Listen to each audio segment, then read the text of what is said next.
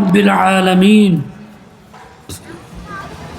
الحمد لله وكفى وسلام على عباده الذين اصطفى اللهم لك الحمد ولك الشكر اللهم لا أحصي ثناء عليك أنت كما أثنيت على نفسك أما بعد فأعوذ بالله من الشيطان الرجيم بسم الله الرحمن الرحيم الله ولي الذين آمنوا يخرجهم من الظلمات إلى النور صدق الله آمنت بالله اللهم صل على سيدنا محمد كلما ذكره الذاكرون وكلما غفل عن ذكره الغافلون مفتاح العلوم مدرسة 1 নং school road মধ্য নন্দীপাড়া ছোট বটতলা খিলগাঁও ঢাকার উদ্যোগে আজকের আয়োজিত ওয়াজ ও দোয়ার মাহফিল 12 ডিসেম্বর 2025 ঈসাই শুক্রবার লেখা আছে ইংরেজি আসলে ঈসাই আল্লাহ পাক রব্বুল আলামিন এই ওয়াজ ও দোয়ার মাহফিলকে কবুল করেন আমাদের সকলের জন্য উপকারী বানায়া দেন আমি আপনাদের নিকট দোয়া চাই এমন কিছু কথা বলার তৌফিক আল্লাহ আমাকে দেন যার মধ্যে আমারও ফায়দা আপনাদেরও ফায়দা হয় আপনারা দোয়া করবেন তো কি দোয়া করবেন বলেন খবর নাই বলছি এমন দোয়া চাই এমন কিছু কথা বলার তৌফিক আল্লাহ আমাকে দেন যার মধ্যে আমারও ফায়দা আপনাদেরও ফায়দা এখন দোয়াটা করেন তো কি দোয়া করবেন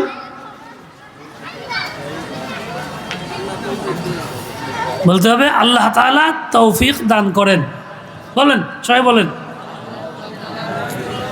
আল্লাহ তাআলা তৌফিক দান করেন দোয়া চাইলাম আপনি দোয়া করলেন অনেকে বলে আমিন এর দ্বারা দোয়া হয় না চাচা অসুস্থ দোয়া চাই বলে আমিন তো দোয়া হলো কোনটা সে তো চাইলো আপনি আমিন বললেন কিছুর উপরে বলতে হবে আল্লাহ তোমাকে সুস্থ করে দেন যে বিষয়ে চাওয়া হবে ওই বিষয়টা উল্লেখ করে দোয়া করতে হবে এটাই তরিকা রাসূল আকরাম সাল্লাল্লাহু আলাইহি ওয়াসাল্লাম এভাবেই ওই মুহূর্তে দোয়া করে দিতেন আমরা দোয়া ভুলে গেছি যার জন্য বুঝি না কি বলতে হবে আল্লাহ তাআলা আমাদের সহি বুঝ দেন আমলের তৌফিক দান করেন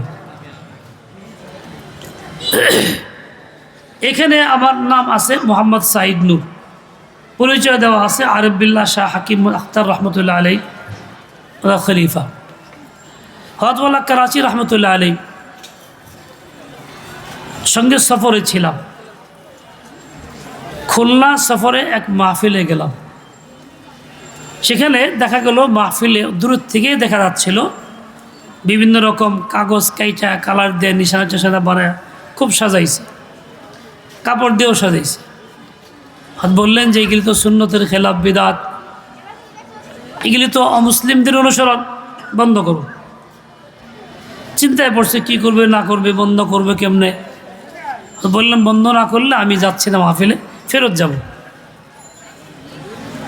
মজবুত অটল থাকলেন কর্তৃপক্ষ সব বন্ধ করলো পরে হযরত ভিতরে গেলেন আমাদের আকাবির থেকে আমাদের এই শিক্ষা যা আমলান বাস্তবে কাজের ক্ষেত্রে আমরা শিখছি আমাদের মধ্যে বেশ কিছু কাজ এর মধ্যে তাসাহুল আসছে অনেক বেশি শিথিলতা আসছে এগুলিকে আমরা কিছু মনে করি না যেমন বিভিন্ন মাহফিলে প্রতিষ্ঠানে বেলুন দিয়া বিভিন্ন রকম সাজসজ্জা ইত্যাদি করা হয় নতুন কালচার শুরু হয়েছে যে ইসলামের সভ্যতাও না সুন্নত তরিকাও না এটা তো অমুসলিমদের অনুসরণ এতে ইসরাফ হয় পয়সা ব্যয় হয় নানান ঝামেলা হয় আমরা এটাকে সুন্দর মনে করতেছি আসল সুন্দর তো এটা না আসল সুন্দর তো আল্লাহর নবীর সুন্নতের অনুসরণ আসল সুন্দর তো সুন্নত কিন্তু আমরা এটা ভুলে গেছি, যার জন্য বাহ্যিক এরকম চাকচিক্যকে সৌন্দর্য মনে করতেছি। রসুল আকদাস সাল্লাল্লাহু আলাইহি ওয়াসাল্লাম বলছেন, লা তুযাখরিফুন্নাহা কামা যাখরাফাতিল ইয়াহুদ ওয়ান নাসারা। এমন সময় আছে বর্তমানে খুব বেশি হচ্ছে, মসজিদগুলি খুব সাজগুজ করা, বিভিন্ন রকম নকশা কারুকার্য ইত্যাদি দিয়া। আর এইটা সুন্নতের খেলাফ, শরীয়তের মানসার খেলাফ। রসুল আকদাস তো ওয়াইদ বয়ান করছেন, তোমরা এগুলিকে এমনভাবে সাজাও যেমন নাকি ইহুদ নাসারা সাজায়। ধমকি আসছে এর উপরে, কিন্তু আমরা সন্তুষ্ট হয়ে গেছি, এর উপরে করতেছি আমরা এরকম, এটাকে ভালো কাজ মনে করতেছি, সাহাব মনে করতেছি। এক মসজিদে এশার নামাজ পড়ছি একদিন, খুব সাজানো গোছানো এরকমভাবে কারুকার্য। বেরিয়েছি পরে এক লোকের সঙ্গে সাক্ষাৎ, পরিচয় হলো, উনি সেক্রেটারি। বললেন কি যে হুজুর এগুলি আমি করছি, ভালো হয় নাই? তাহলে হ্যাঁ, ইহুদ নাসারাদের মতো হয়েছে। তো লোকটা খুব মন খারাপ করলো, আমি এত পয়সা খরচ করলাম, এই করলাম সেই করলাম। বলে হ্যাঁ, ইহুদ নাসারাদের মতো হয়েছে। কারণ এরকম সাজসজ্জা আল্লাহ তাআলার কাছে পছন্দের না, শরীয়ত সম্মত না, সুন্নত মোতাবেক আমল চাই। দেখেন, আমাদের আকাবের না থাকলে আমরা বুঝতাম না।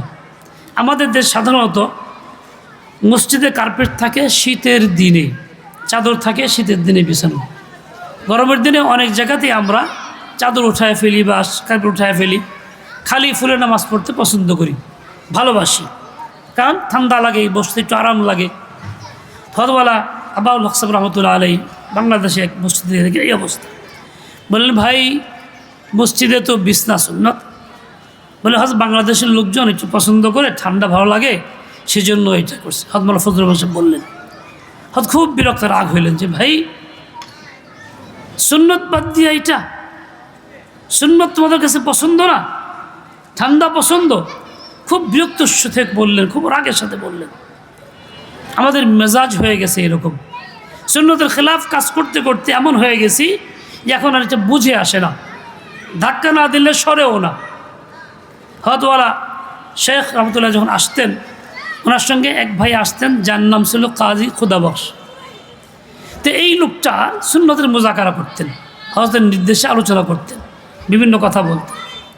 তো একদিন বলতেছিলেন যে ছিলাম সামনে, যে মসজিদের মধ্যে এরকম ধরে বসা নিষেধ, তাসবিক এটাকে বলে, আঙ্গুলে আঙ্গুল দিয়ে ঢুকায় দেওয়া নিষেধ।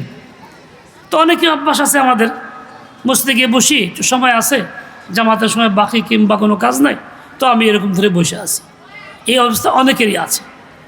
হযরত মাওলানা সালাহউদ্দিন সাহেব রহমতুল্লাহ আলাইহি আমাদের উস্তাদ, উস্তাদেরও উস্তাদ, অনেক বড় মুরব্বী।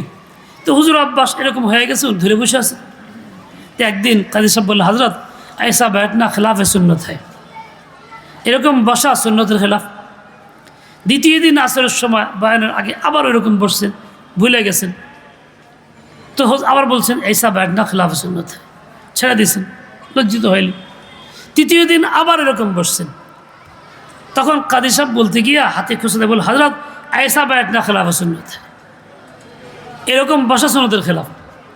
এখন হাতে আঙ্গুল দিয়ে খোঁচা দিয়েছেন, পরে চুম করছেন, সত্যিই তো 3 দিন বলতেছেন, ছাড়লেন। হযরত মাওলানা সালাউদ্দিন রহমতুল্লাহ বলতেন যে আজীব অবস্থা, আমাদের সুন্নতের খেলাফ জিন্দিগি এমন হয়ে গেছে, এখন খোঁচা না দিলে সরে না। 2 দিন তো বলা হয়েছে, কিন্তু আমি এই আগেরটাই করছি। তৃতীয় দিন খোঁচা দিছি পরে, এখন আমি সচেতন হয়েছি, এখন ছেড়ে দিছি। হতওয়ালা আব্বাইনের মধ্যে অনেক সময় বলতে দিয়ে যা, অনেক শুনছি। দেখেন, এইরকম জিন্দিগি ভর আমাদের আমল চলছে, কিন্তু সুন্নতের খেলাফ চলছে। ওটাই আমাদের অভ্যস্ত হওয়ার কারণে ভালো লাগে, ওটাই পছন্দের লাগে। এক ভাই নামাজ পড়েন, তো ওনার অভ্যাস হইল সাজদায় গেলে পরে 2 হাত এরকম মাটির মধ্যে বিছাইয়া দিয়া, অথবা হাঁটুর উপরে এরকম ভর দিয়ে নামাজ পড়ে। সুন্নত তরিকা হলো পুরুষের জন্য সাজদায় গিয়ে 2 হাত ফাঁক রাখা, আলোক রাখা, যাতে হাঁটুর উপরে ভর না থাকে, জমিনে বিছাও না থাকে। তো উনি এরকম করেন। কয়েকদিন বললাম যে ভাই আপনি তো এরকম করেন, তো এই বলে কি আমি ঠিকই করি, আপনি ভুল করেন।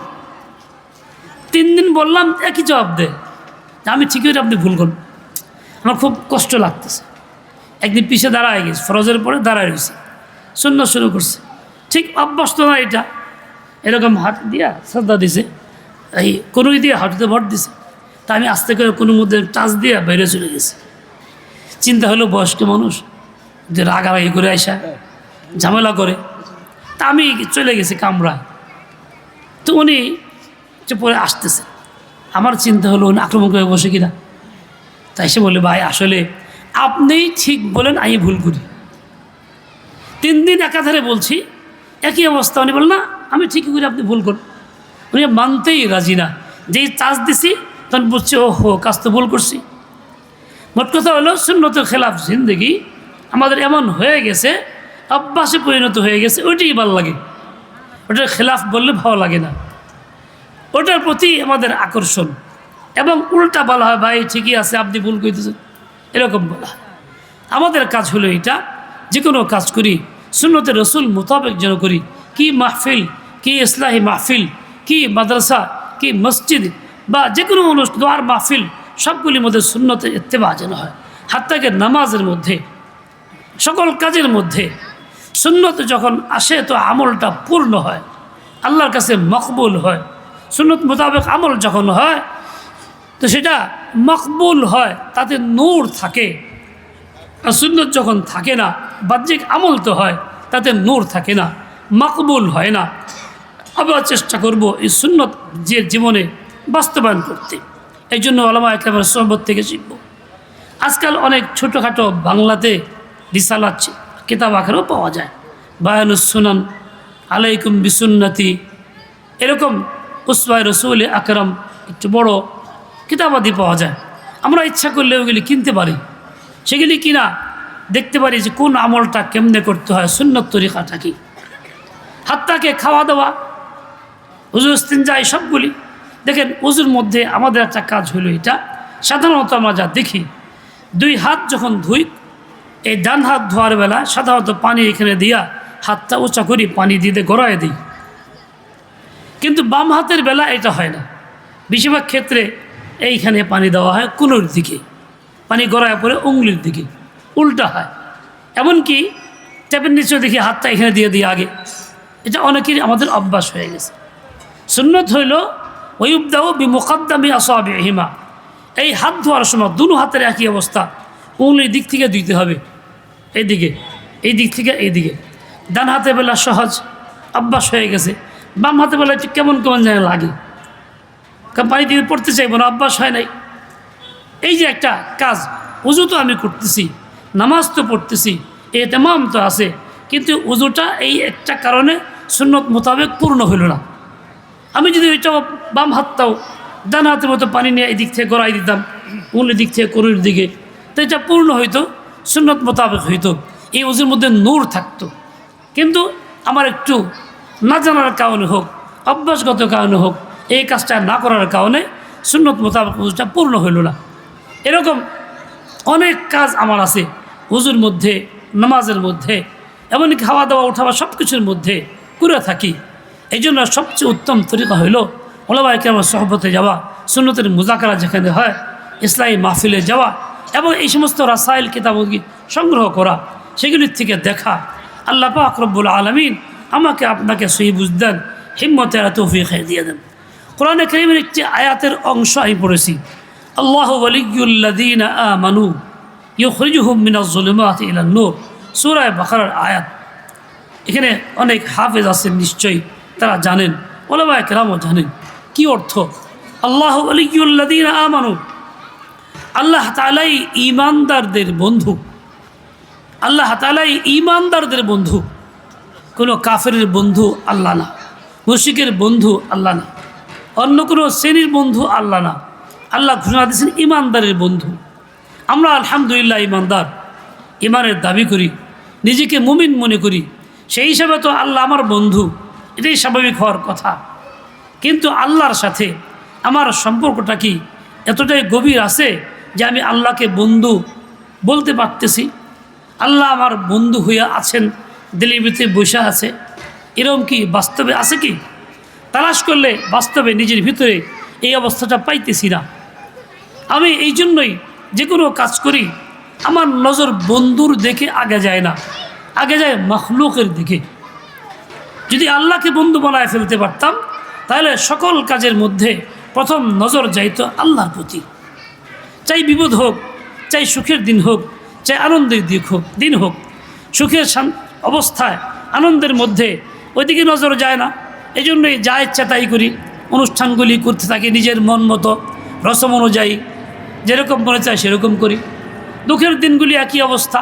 দুঃখ যখন আসে তখন আল্লাহর দিকে মন যায় না, তখন মাখলুকের দিকে যায়। এর শরণাপন্ন হই, ওর শরণাপন্ন হই, ওর কাছে যাই, এই অভিযোগ করি, এই কথা বলি, চোখে পানি ফেলি মাখলুকের কাছে গিয়া। কিন্তু আসল বন্ধু তো আল্লাহ তাআলা। কেমন বন্ধু? যিনি আমার অন্ধকারেও বন্ধু, আলোতেও বন্ধু, যিনি আমার লোক সমাজেও বন্ধু, নীরব থাকলেও বন্ধু। এমন বন্ধু 24 ঘন্টা যিনি আমার ডাক শুনেন, এমন বন্ধু যিনি আমার দোয়া কবুল করেন। আমি যেখান থেকেই ডাকি না কেন, দুনিয়াতে আমি কাউকে যে বন্ধু বানায় ফেলি, একান্ত আপন মনের ভিতরে বসায় ফেলি, তার জন্য পাগল পাড়া থাকি, সে তো আমার সাময়িক একটা নিরাপদ দূরত্ব থাকলে কথা শুনবে, ডাকলে সে আওয়াজ দিতে পারবে, দূরের থেকে শুনবে না। এই মুহূর্তে আমি বিবিকে খুব ভালোবাসি, বাড়িতে আছে, আমি এখন অনেক দূরে আসি, এখন বিবির নামে ডাকলে কি বিবি শুনবে? বিপদে বললে এই তো বিপদে পড়ছি, সাহায্য করো, এই কথা শুনতে পারবে? সাহায্য করতে পারবে? কিংবা আরও কোনো বন্ধু যার সাথে দিন রাত 24 ঘন্টাই কথাবার্তা হয়, যার সাথে দেখা না করলে ভালো লাগে না, কথা বললে ভালো লাগে না, খুব জান প্রাণের বন্ধু, ছোটোবেলার থেকে চলছে। আমি সৌদি আরব চলে যাই উমরা হজ করতে, সে বাড়িতে থাকে, তখন আমি ডাকলে কি সে শুনে? নিশ্চয়ই তা শুনে না। যত বন্ধু দুনিয়াতে আছে, এই বন্ধু সীমিত সাময়িক সময়ের জন্য এই বন্ধু দুনিয়ার থেকে বিদায় হয়ে যায়, কিংবা আমি বিদায় হয়ে যাই, বন্ধুর সম্পর্ক ঠিক থাকে না, দূরত্ব এসে যায়। কিংবা সে এক জায়গায় থাকে, আমি এক জায়গায় থাকি, দূরত্ব এসে যায়, বিচ্ছিন্নতা এসে যায়। রসুল আকদাস সাল্লাল্লাহু আলাইহি ওয়াসাল্লাম বলছেন, আবিম মান শিতা ফাইন্নাকা মুফারিকুহু। ও আল্লাহর বান্দা বান্দি, তুমি কাকে বন্ধু বানাও, কাকে ভালোবাসো, বুঝে শুনে বানাও। এমন জাতকে বানাও যার বন্ধুত্ব চিরস্থায়ী আছে এবং থাকবে, যিনি সবসময় ডাকলে পাইবা। আর এমন কাউকে বানায়ও না যাকে ডাকলে তুমি পাইবা না। ফাইন্নাকা মুফারিকুহু, দুনিয়ার যে কোনো বন্ধু বলো, যে কোনো মাহবুবজন বলো, তার থেকে বিচ্ছিন্ন হয়েই যাইবা। চাও কিংবা না চাও, সে তোমার কাছে থাকতে পারবে না, তুমিও তার কাছে থাকতে পারবে না। এই জন্য সে ডাকও শুনবে না। আমার ভাই কে বিপদগ্রস্ত হয়েছে, সৌদি আরব গিয়া সে যদি বন্ধুর কথা বলে, বারবার ডাকে, বন্ধু শুনবে না। কিন্তু একবার যদি দিল থেকে বলে আল্লাহ, আল্লাহ শুনবে কি শুনবেন না? আল্লাহ তাআলা তো দিল থেকে বললে একবারেই শুনেন, বারবারও বলা লাগে না। বান্দা যখন দিল থেকে উচ্চারণ করে আল্লাহ বলে, তো আল্লাহ সাথে সাথে জবাব দিয়ে দেন। এক বুজুর্গ ইউসুফ বাগদাদি রহমতুল্লাহ আলাইহি, উনি একদিন পানির নিকটে নদীর পাশে জিকিরে মশগুল ছিলেন। আগে বুজুর্গানের দিন সাধারণত এলাকা ছেড়া দূরে ওই রকম পানির কাছে গিয়ে জিকির আজকার করতেন। কেন? এলাকাতে লোক সমাবেশ আছে, বিভিন্ন গুনাহ খাতা বিভিন্ন জনের থেকে হয়, সেখানে রহমতের কমি থাকে। পানির কাছে কেউ গুনাহ করে না, পানি একটা মখলুক, সবসময় আল্লাহ পাকের জিকিরে মশগুল থাকে, সে সব চলতে থাকে। পানি চলার যে আওয়াজটা, ওটা আল্লাহ তাআলার জিকির, হাদিসের মধ্যে আসে, তাফসীর কিতাবের মধ্যেও আসছে। কাজেই ওই সময় পানির কাছে গিয়ে জিকির করলে দিলে খুব বেশি আসর পয়দা হয়, আল্লাহর রহমত খুব কাছে থাকে, দোয়া করলে দোয়া কবুল হয়। হযরত করাচি রহমতুল্লাহ একদিন আজীব কথা বলছিলেন, ও ভাই, দোয়া কবুলের জন্য হালাল খানা শর্ত, হালাল খানা না থাকলে দোয়া কবুল হয় না। হারাম ইনকাম থাকলে, বা ইনকাম হালাল ছিল, নিজের ব্যবহার গুণে এটাকে হারাম হয়ে গেছে। আমি আমার গ্রামের এক জায়গাতে আমার মা থাকা অবস্থায় তিনি বলছেন যে পাশের বাড়িতে গেছি এক কাজে, তো গিয়ে দেখি যে মহিলা পাতার মধ্যে মরিচ পিষতেছে। তার একটা দুধের শিশু ছেলে বা ওই দূরে খেলতেছিল, সে হাঁপাগুড়ি দিয়ে হাঁপড়ে বেড়ে আস্তে আস্তে আসছে, মায়ের গায়ে কাপ ধরে দাঁড়ায় গেছে, দাঁড়াই পেশাব করছে। পেশাবটা একদম পাতার উপরে যেখানে মরিচ পিষতে, ওইখানে। ওই মা কি করলো, বাম হাত দিয়ে কাইসা ফালাই দিল পেশাবটা, বাকিগুলি পিষাই নিল। এই বাচ্চা যে পেশাব করলো, পাক না না পাক? না পাক। অনেক মহিলার ভুল ধারণা, দ্বীনি ইলম তার জানা নাই, মাসআলা জানা নাই, সে মনে করে বাচ্চার পেশাব পাক, এরকম মনে করে, এই জন্য সে উল্টা করে। এই লোকটা জানে কি জানি না, কিন্তু সে এটা করলো। তাতে হাতটা নাপাক হয়ে গেল, পাটাটাও নাপাক আছে, মরিচগুলোও নাপাক, যেই পাটা দিয়ে পিষতেছ যে যে দিয়ে পাথর দিয়া ওটাও নাপাক। এখন দেখেন জিনিসটা ছিল হালাল, ইনকাম ছিল হালাল, কিন্তু ওই জিনিসটা তার নিজের বেখেয়ালির কারণে, অজ্ঞতার কারণে হারাম বানায় ফেলল, নাপাক খাওয়া হইতেছে। ওটাই সে খাবে, স্বামীরে খাওয়াবে, বাচ্চাদের খাওয়াবে। এইভাবে আমাদের মধ্যে অনেক উল্টাপাল্টা না জানার কারণে হয়, হালালটাও হারাম হয়ে যায় আমাদের কারণে। আমার ভাই, শর্ত হলো দোয়া কবুলের জন্য হালাল খাবার। হালাল খাবার আমার পেটে আছে কিনা এটা আমি নিশ্চিত হয়তো বলতে পারি না।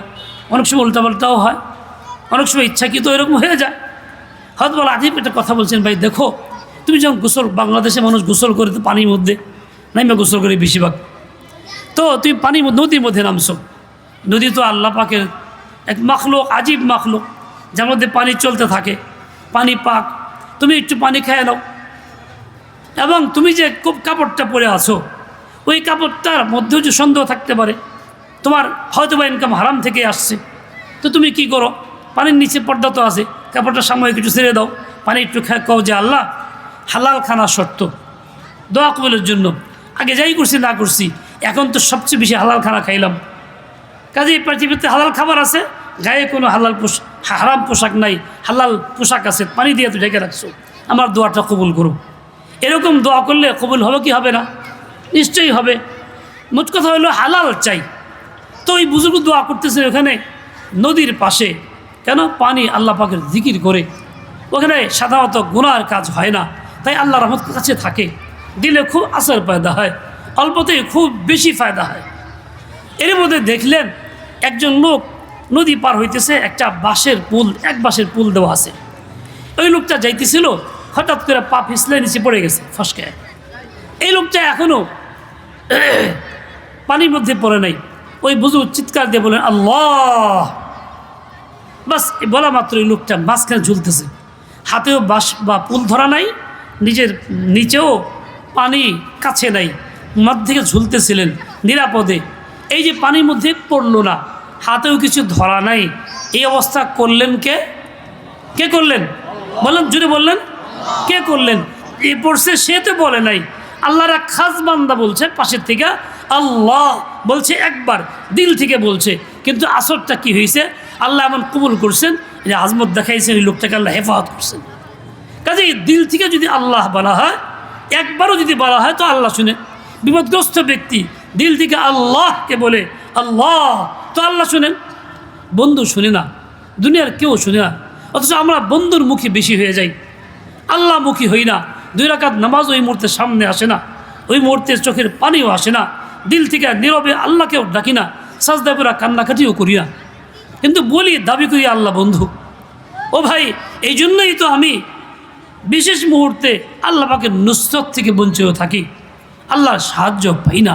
কিন্তু সত্যি যে ইমানদার, যে আল্লাহকে বন্ধু বানায় ফেলছে, সে কিন্তু মাহরুম থাকে না, সে কিন্তু আল্লাহর সাহায্য পায়। আমার ভাই, আমি চিন্তা করে দেখি, আল্লাহু ওয়ালিয়ুল্লাযীনা আমানু, আল্লাহ তাআলা ঈমানদারের বন্ধু। ঈমান যে গ্রহণ করে তার বন্ধু আল্লাহ তাআলা হন। দেখেন, কালিবি একটা কিতাব আছে, ওর মধ্যে একটা আজীব ঘটনা আছে। দাউদ আলাইহিস সালামের অধীনে এক এলাকার শাসক ছিল হিন্দু, মুশরিক, উল্টাপাল্টা পূজা করতো। তার না বিভিন্ন রকম অভিযোগ ছিল খেয়ানাতের। জনগণ ধরে আনছে তার কাছে, উনি নিয়ম অনুযায়ী তখনকার সময় শুলিতে চালানোর অর্ডার দিয়েছেন, যা পাহাড়ে নীরব জায়গাতে গিয়া সেই অনুযায়ী আমল হইতেছে। ওই লোকটাকে সন্ধ্যার আগে শুলিতে রাখা হয়েছে। এরপরে সবাই তো চলে আসছে, সকালে গিয়ে লাশ নামাবে, এটাই কথা। এই লোকটা যদিও ছিল মুশরিক, ওই মুহূর্তে চিন্তা করতেছে যে আমি জীবনভর যাদের পূজা করলাম, ডাকি সাহায্য পাই কিনা। তো সূর্যকে ডাকছে, সূর্য তোর পূজা জীবনে বহুত করছি, কেন করছিলাম? বিপদে সাহায্য পাওয়ার জন্যই তো, আমি সবচেয়ে বিপদগ্রস্ত, আমার সাহায্য কর। সূর্য সাহায্য করে নাই। ডাকছে চন্দ্রকে, একই কথা, চন্দ্র সাহায্য করে নাই। ডাকছে এরকমভাবে পানিকে, পানি পূজা করছে, সেও সাহায্য করে নাই। কোনোটাই কাজে লাগে না। শেষে বলে কি, হে দাউদের আল্লাহ, ইয়া রব্বা দাউদ, আমি যাদের পূজা করছি সবাইকে ডাকলাম, কেউ আমার কাছে আগে আসলো না, আপনি দাউদের রব যিনি তাকে ডাকতেছি, আপনি আমার সাহায্য করেন। সেই লোকটা মুশরিক ছিল, তখনও কালিমায়ে তয়্যিবা তো পড়ে নাই, লা ইলাহা ইল্লাল্লাহ পড়ে নাই, কিন্তু মারিফত হয়েছে, আল্লাহকে চিনতে পারছে। যখন দেখছে মাখলুক অক্ষম, কোনো কাজ করে না, তাহলে খালেক তিনি, তাকে ডাকতে হবে। ইয়া রাব্বা দাউদ বলে ডাকছেন, সাথে সাথে আল্লাহ তাআলা ফেরেশতা পাঠাইছেন যে বান্দারে সাহায্য করো, সাহায্য করো বিপদ এর থেকে, নামাউসুলির থেকে। তো ফেরেশতা পাঠাইছেন, ফেরেশতা আসছে, তাকে নামাইছে, হাত বোলাই দিছে, সুস্থ অবস্থায় আছে। লোকজন সকালে গেছে লাশ আনার জন্য, গিয়া দেখে উনি দিব্যি আরামে শুয়ে রয়েছে। ঘটনা কি বলছে, দাউদের কাছে নিয়ে আসছে। দাউদ আলাইহিস সালাম আনার পরে সে ডাইরেক্ট ঈমান গ্রহণ করছে, ঈমান তখনই হয়ে গেছে, ঈমান গ্রহণ করছে। দেখেন সে তো একবারই ডাকছে কেমন, মাখলুকাতকে দিল থেকে বের করে দিয়া। আগে মাখলুকাতে ভরসা ছিল, দেখে যখন পায় নাই, দিল থেকে বিচ্ছিন্ন করে ফেলছে, সব ফালায় দিয়া শুধুমাত্র আল্লাহকে দেখছে, ইয়া রাব্বা দাউদ বইলা। তখনই আল্লাহ তাআলা ডাকে সাড়া দিয়েছেন, সাহায্য পাঠাইছেন। ও ভাই, আমি যদি ঈমানদার, ঈমান আমার দাবি, আমি আমলও করি, কিন্তু আমি এরকম করি না, দিল থেকে সব থেকে মুক্ত করিয়া শুধুমাত্র আল্লাহকে ডাকি, এরকম ডাকা হয় না, যার জন্য বিপদে পড়লে সাহায্য মিলে না, সমস্যার সমাধান হয় না, জরুরত পড়া হয় না। কিন্তু যারা এরকম করছেন তাদের হইছে। আল্লাহ তাআলার নমুনা বহুত রাখছেন। এক বেচারা আল্লাহওয়ালা বন্ধু, আল্লাহ তাআলার বন্ধু, খাস বন্ধু, আল্লাহওয়ালা মানুষ। এই লোকটা গরিব মানুষ, আর সাংসারিক অবস্থা খুব অসচ্ছল। বিবি তাকে মাঝে মধ্যেই বলে যে আপনি একটু চাইতে পারেন না আল্লাহর কাছে, আমার কত কষ্ট করে খায়া না খায়া থাকি, তো আপনি এটা করেন না কেন, আল্লাহ দিলেই তো হয়ে যায়। তো কখনও সে খুব গুরুত্ব দেয় না। একদিন বিবি খুব করে ধরছে, তো উনি গেছে নীরব জায়গায় গিয়ে 2 রাকাত নামাজ পড়ে বলে, আল্লাহ আপনি তো সব কিছুর মালিক, অভাবে আছি, কাজে আপনি আমার অভাব দূর করে দেন, কিছু একটা দেন আমারে। আল্লাহ তাআলার মর্জি, আল্লাহ তাআলা স্বর্ণের ইট হাতে দিয়ে দিয়েছেন। তো এই বেচারা দিত পাতে আলহামদুলিল্লাহ খুশি, ভাই বিবিরে দিয়েছে, দেখো নাও, চাইছি তুমি বলছো, আল্লাহ দিয়েছেন।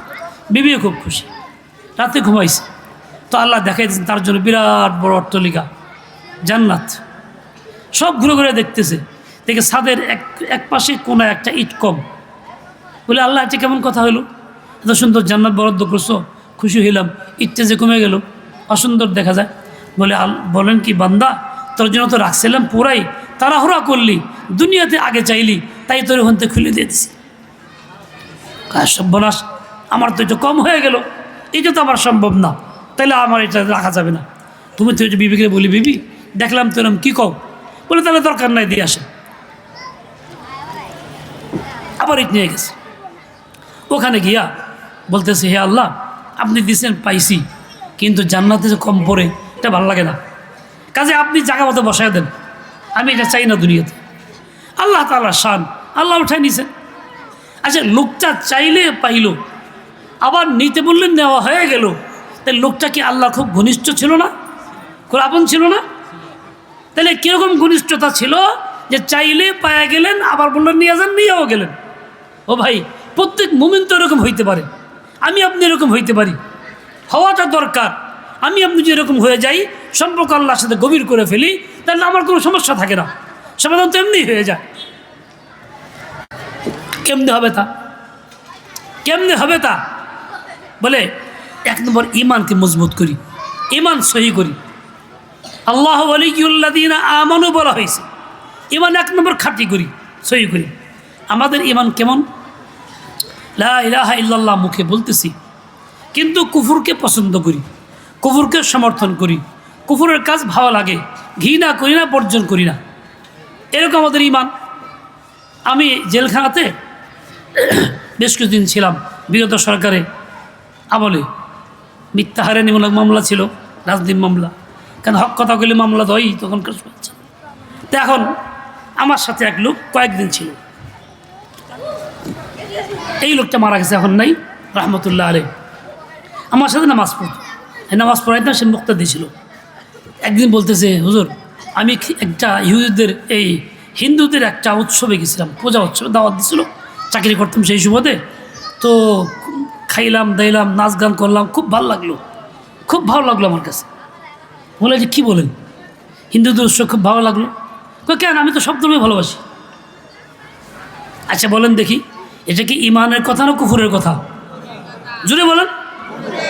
নামাজ পড়ে আমার সাথে, মাথায় টুপি রাখে, নিজে মুসলিম দাবি করে, নামটাও খুব সুন্দর, আর এই লোকটা বলে যে খুব ভালো লাগলো, এটা আমি সব ধর্মকে ভালোবাসি, পছন্দ করি।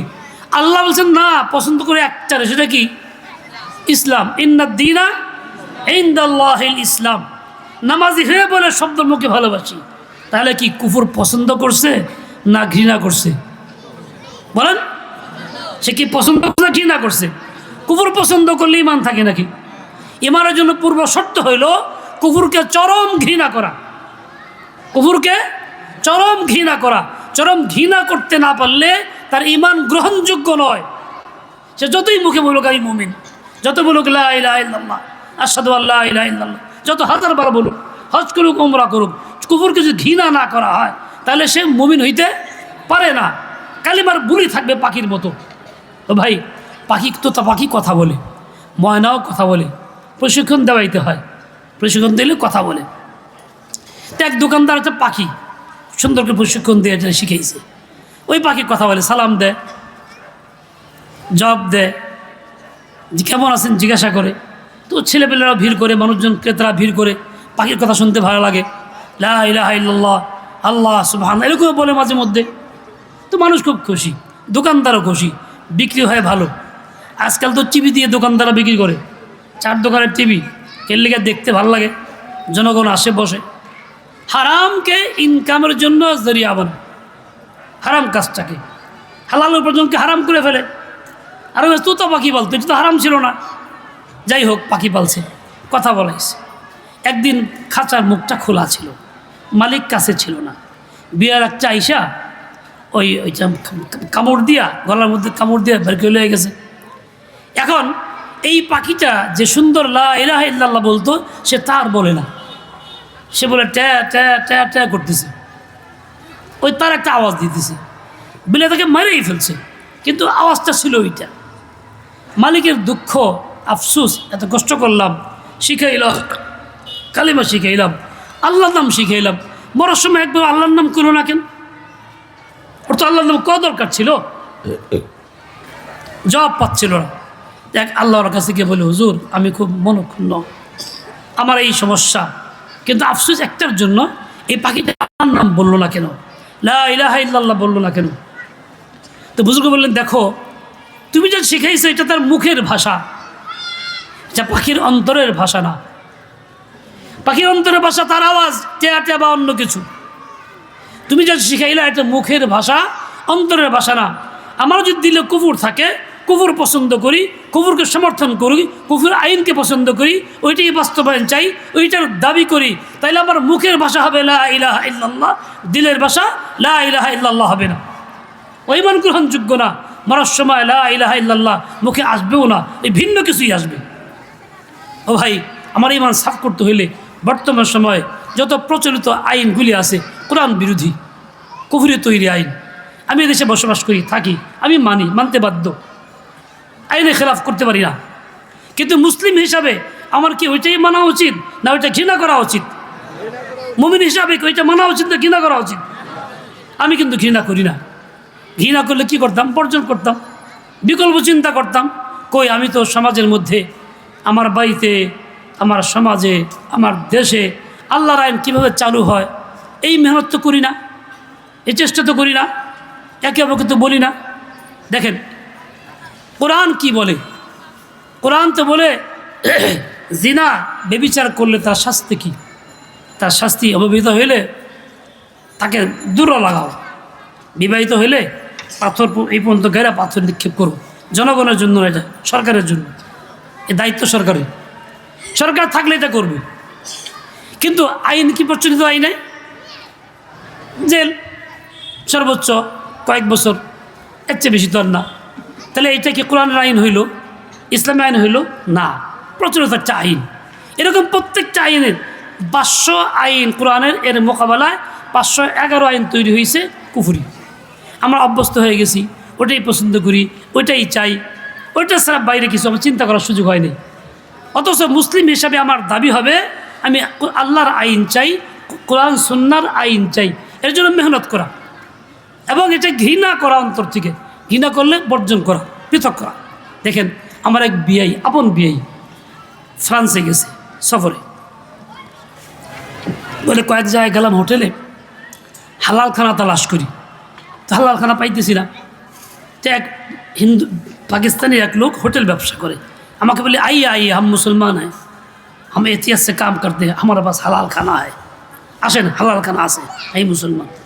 দেখাই তো নিছে কোথায়, দেখাইছে যে একটা বড় একটা চুলার মধ্যে গোশত জাল করছে, একটা পাত্র আমাদের গ্রাম দেশে ইখুর রস জাল দেয়, বড় করাই থাকে লম্বা ওইরকম, এর মধ্যে রাখছে 3টা স্তূপ। এক স্তূপ হইল গরুর গোশত, আরেক স্তূপ শুয়ারের গোশত, আরেক স্তূপ ব্যাং, এবং নিচে ঝুল একটা চশন লাইগা আছে সম্পর্কযুক্ত।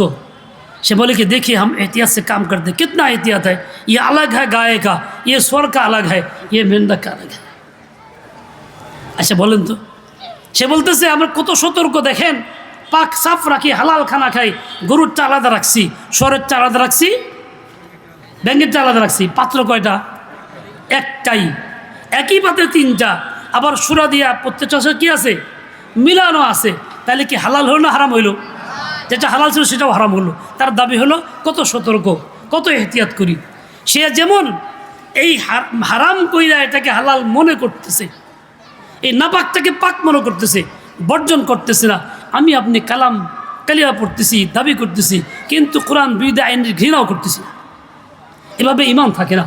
ইমান আমাকে হাসিল করতে হবে, ওটা ঘৃণা করিয়া লা ইলাহা ইল্লাল্লাহু মুহাম্মাদুর রাসূলুল্লাহ, তখনই বলবৎ হবে। আমার ভাই, ওই পাখিটা ট্যাটা করে কেন মরছে? ওটা তার অন্তরের ভাষা ছিল না, মুখের ভাষা ছিল। আমি যেন মুখের ভাষা না বানাই, অন্তরের ভাষা বানাই। আল্লাহ পাক তৌফিক দেন, কবুল করেন।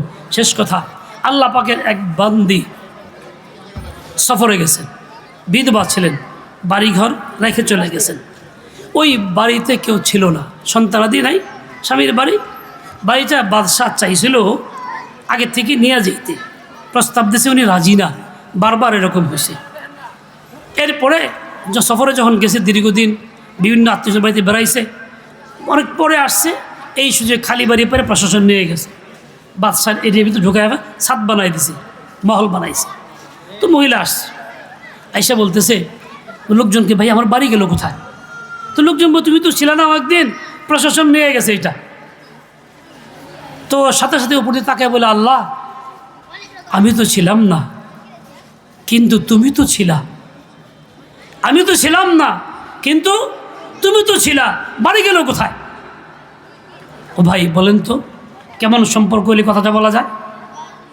আমি তো ছিলাম না, কিন্তু তুমি তো ছিলা, বাড়ি গেল কোথায়? আমার বাড়ি কোথায় গেল? তুমি পাহারা দাও নাই? আল্লাহ পাকের মঞ্জুর, সাথে সাথে ওই অংশটুকু ছাদ ধসে পড়ে গেছে, মুক্ত হয়ে গেছে। করছেন কে? করছেন কে? বন্ধু যখন আল্লাহকে বানানো হয়, তো আল্লাহ এমন কাজই করেন যে আমাদের কল্পনারও বাইরে। আল্লাহ ওয়ালিয়ুল্লাযীনা আমানু, আগে ঈমান খাঁটি করি, এরপরে দ্বিতীয় কাজ হলো গুনাহ না করি। যত গুনাহ আছে ইচ্ছা অনিচ্ছা আমার দ্বারা হয়, চাই মোবাইল হোক, টিভিতে হোক, বেপরদার দ্বারা হোক, অন্য কোনো প্রক্রিয়া হোক, সব গুনাহ বর্জন করি, দ্বিতীয় কাজ। 3 নম্বর কাজ হলো যে কাজগুলি করি সুন্নত মোতাবেক করি। এই 3 কাজ করলে আপনি আল্লাহর বন্ধু, আল্লাহ তাআলা আপনার বন্ধু। তখন দেখবেন যা চাইবেন তাই হবে। আল্লাহ পাক রব্বুল আলামিন আমাকে আপনাকে সবাইকে সহি বুঝ দিয়ে দেন। আল্লাহ পাক রব্বুল আলামিনের অত্যন্ত ঘনিষ্ঠ বন্ধু বানায় দেন। ওয়া সাল্লাল্লাহু তাআলা আলা নবিয়িল উম্মি ওয়া আলা